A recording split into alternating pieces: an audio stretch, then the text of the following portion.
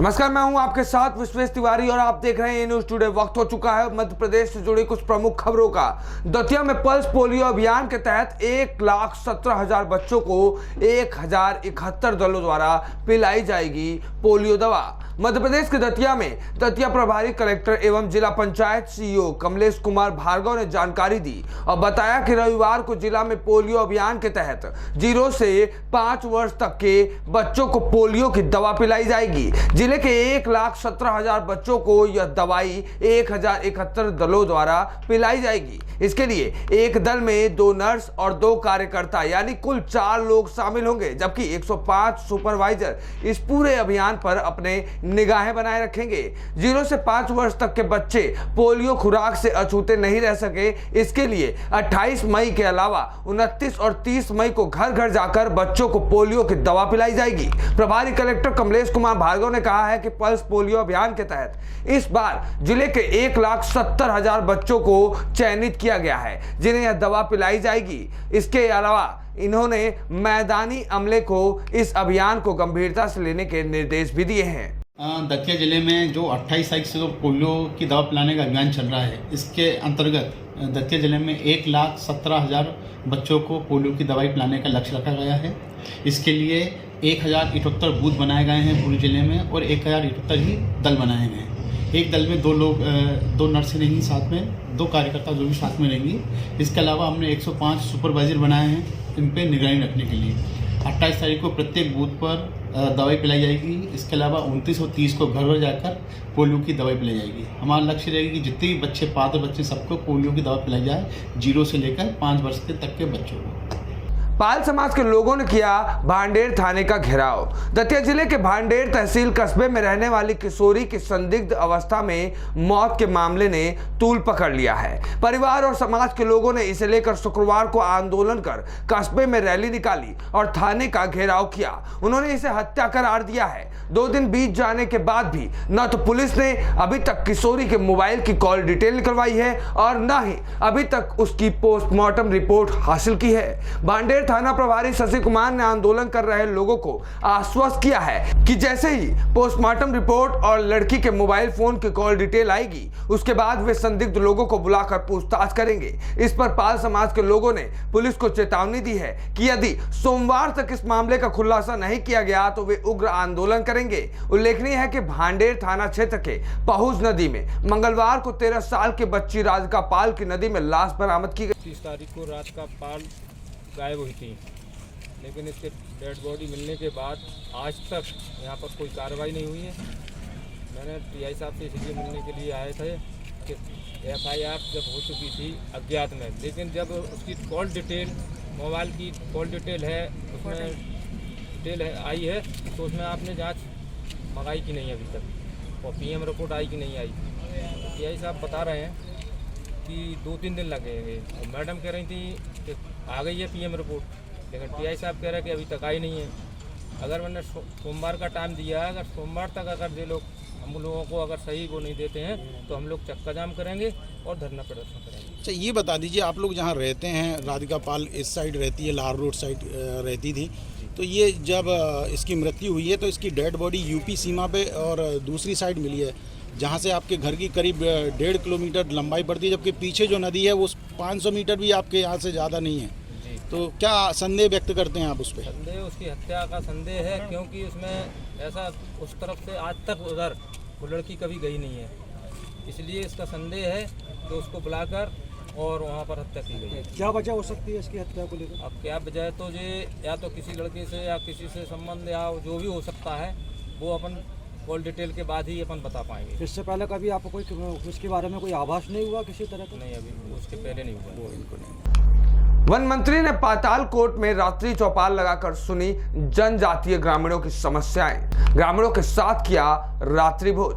छिंदवाड़ा जिले के प्रवास पर पहुंचे प्रदेश के वन मंत्री डॉक्टर कुंवर विजय शाह गत दिवस रात्रि में जिले के आदिवासी विकास खंड तामिया के पातालकोट पहुंचे और ग्राम चिमटीपुर में रात्रि चौपाल लगाकर भारिया जनजाति समुदाय के लोगों से चर्चा की।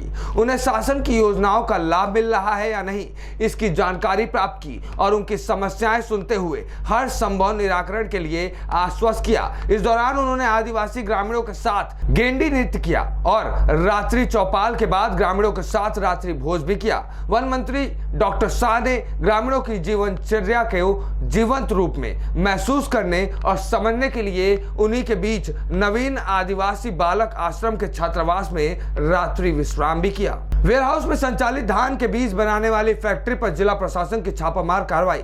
नर्मदापुरम जिले के पिपरिया से सटे ग्राम खापरखेड़ा के 2 वेयरहाउस में संचालित धान के बीज की फैक्ट्री में कलेक्टर नीरज कुमार सिंह के निर्देश पर पिपरिया एसडीएम संतोष तिवारी, तहसीलदार पूनम साहू सहित फूड, कृषि, श्रम, वेयर कॉर्पोरेशन विभाग ने छापा मारा है। आपको बता दें कि खापरखेड़ा स्थित 2 वेयरहाउस कृषिधन सीड्स प्राइवेट लिमिटेड और गिरधर वेयर हाउसिंग में काफी लंबे समय से धान के बीज बनाने का काम जारी था। कलेक्टर नीरज कुमार सिंह को मिली सूचना के आधार पर प्रशासन ने इन फैक्ट्रियों पर छापा मारा है। दरअसल कृषिधन सीड्स जालना महाराष्ट्र के पत्ते पर यहां धान के बीज की पैकेजिंग हो रही थी।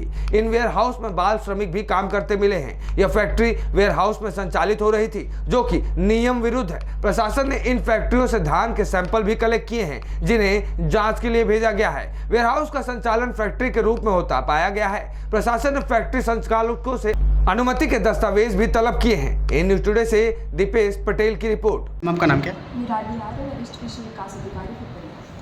कल खापड़खेड़े के यहाँ पर कोई वेयरहाउस में कार्रवाई करने के लिए गए थे, क्या कार्रवाई की? निरीक्षण किया गया है और सैंपल लेकर लैब भेजे गए हैं। कैसे, मैं सुनने में आया है कि कुछ बाहर की कंपनी के नाम से पैकिंग हो रही थी। हाँ, महाराष्ट्र की कंपनी है। अच्छा, वेयरहाउस का नाम क्या है? गिरधर और माधव। जेल में बंद कैदियों पर उप अधीक्षक का बड़ा बयान। कहा 50% कैदी जबरन जेल आते हैं। जिन्हें जेल में होना चाहिए वो समाज में घूम रहे हैं और जिन्हें बाहर होना चाहिए वह जेल में कैद है। दरअसल एक समाचार पत्र में प्रकाशित इस खबर पर संज्ञान लेते हुए भोपाल सेंट्रल जेल के जेल उप अधीक्षक अजय कुमार खरे ने कहा कि जो अखबार में छापा गया है वह पूरी तरह गलत है। खरे ने मीडिया से चर्चा में कहा कि मेरी बात का गलत ढंग से व्याख्यान किया गया है। मैंने ये कहा था कि हमारी जेल में आधे बंदी अब ऐसे हैं जो समाज में पहुंचते हैं तो वह समाज के लिए नुकसानदायक नहीं होंगे। उनके आचरण में पूरा सुधार हो गया है। मेरी बात को गलत तरीके से पेश किया गया है। पुलिस और जेल का अपना एक सिस्टम होता है, उस सिस्टम के तहत हम लोग चलते हैं। हम ऐसी ही बातें नहीं कर सकते। सर, एक समाचार पत्र के अंदर ये लिखा गया है, जो आपके द्वारा जारी किया गया बयान, उसमें बताया गया है कि 50% जो बंदी हैं वो जबरन जेल के अंदर डाले गए हैं। जिनको जेल के अंदर रहना चाहिए वो बाहर घूम रहे हैं और जो बाहर हैं उनको जेल के अंदर रहना चाहिए। हाँ, ये शायद एक अखबार में ऐसा छपा गया है, लेकिन वो जो है मेरी बात का गलत ढंग से उसको जो है व्याख्या किया गया है। मैंने ये कहा था कि हमारी जेल में आधे बंदी ऐसे हैं जो अब अगर समाज में पहुंचते हैं वो तो समाज के लिए नुकसानदायक नहीं होंगे। और जेल में रहने के बाद इस तरह के अंतर आए हैं उसमें, उनके बिहेवियर में, उनके आचरण में ये अंतर आए हैं। ये सुधार हुआ है कि वो अगर समाज में पहुंचते हैं अब तो समाज के लिए नुकसानदायक नहीं होंगे, ऐसा मैंने कहा था। इसको उन्होंने बहुत ही गलत ढंग से तोड़ मरोड़ करके ये छापा है कि 50% बंदी ऐसे हैं जो जबरन जेल भेज दिए गए हैं। तो ये बिल्कुल रॉन्ग है। ये हमारे पुलिस सिस्टम पर, हमारे न्याय सिस्टम पर ये जो है प्रश्न चिन्ह है और ये कोई नहीं लगा सकता, ना ही मैंने लगाया है। ये चीज़ गलत है। जाए तो जुडिशियल के बाद ही पूरे सिस्टम को लागू किया जाता है।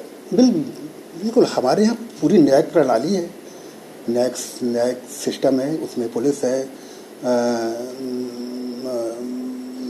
न्याय विभाग है, जेल विभाग है, सब लोगों का सम्मिलित सहयोग पार्ट है उसमें। जिस तरह का बयान आज छापा गया है सर, क्या उसका खंडन करते हैं? बिल्कुल मैं खंडन करता हूँ। ये गलत बात है और मैंने उनसे बात भी की है, उनसे जो पत्रकार महोदय आए थे, कि आपने मेरी बात को इस ढंग से आपने उसे तोड़ मोड़ करके आपने पब्लिश किया है, ये गलत बात है।